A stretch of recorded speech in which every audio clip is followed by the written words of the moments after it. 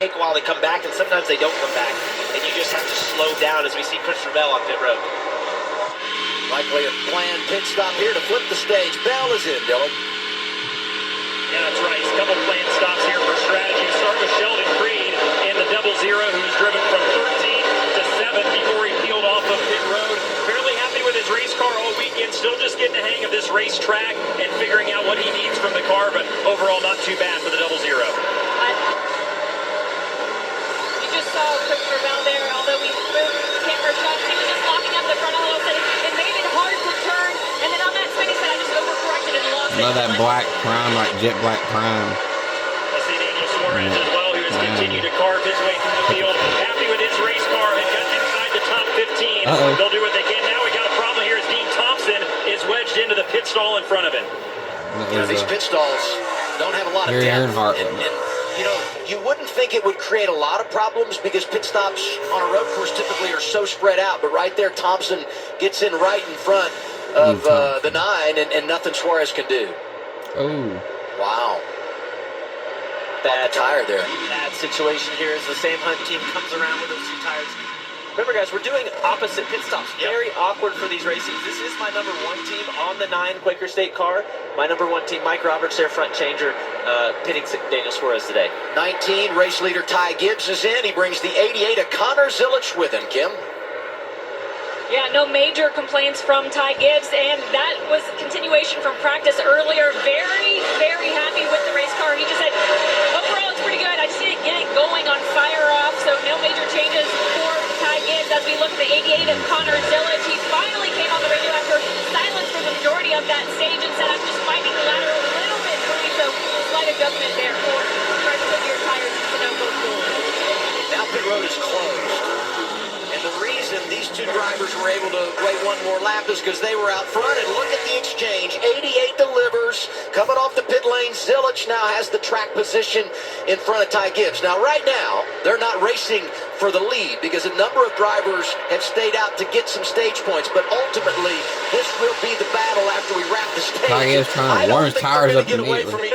Oh, is that? Turn 1, first corner. Zoella just got some smoke. Locking up his right front tire. Cold tires coming off pit road. Low air pressure, Parker. Really tough to get going.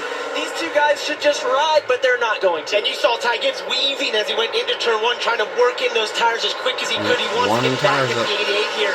Yeah, normally when you come out of the pits in this sort of scenario, you sort of take it easy, take care of the car, and know you're going to flip the stage at the end and get in time to track position. Not the case with these 2. So now that they've made their pit stops, it's cycled to Carson Quapple, who's obviously going to run and take the points. So is Jesse Love. So is the 54 of Taylor Gray. When you look at other drivers up there, I look at Nick Sanchez, who needs points. I look at Jeff Burton, who needs points. These are drivers that said, run it long, take the stage points, get a top 10 in stage 1, and then we'll get our pit work. Yeah, for Andrew Overstreet, this number 1 Bass Pro Shops team, max points here. If he can just complete this lap, easy sailing for Carson. And Carson stayed out of all the stuff. His teammates are going everywhere, breaking things in the cars, spinning out, running into other people. This car, aside from that lap 1 contact, has been clean that we've seen as we've got a battle for second. And I always like taking the points, especially if a team like Carson Quapple, who hasn't won a race yet, you're still on the position of a points really going to matter. Take the offer right now, and you can go win a stage. You might do this twice today and still net a top 5 at the end of the day. And that's a massive points day.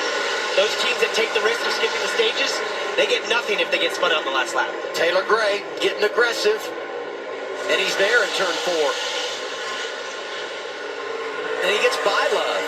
That's for second on track, and that's an additional point. And Taylor Gray right now needs everything he can get in that category. They've had a lot of things go against them in the early part of his rookie campaign. See how sideways they are? I wish I was out there. It's so cool. This track looks so fun.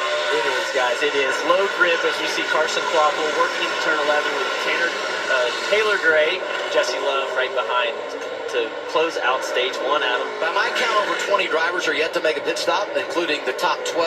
Zilic is 13th, Gibbs is 14th, the first 2 that have been on pit road. Off the turn 15, you'll see the number 1 of Carson Quapple. He's never won a stage. That surprises me because they've had so much speed. He's led a number of laps this year, but he delivers in stage 1 this afternoon.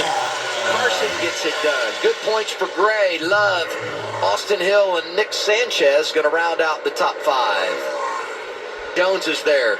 Karam, DiBenedetto, Jeff Burton, and Alex LeBay, the 10 drivers that were inside the top 10 in Stage 1.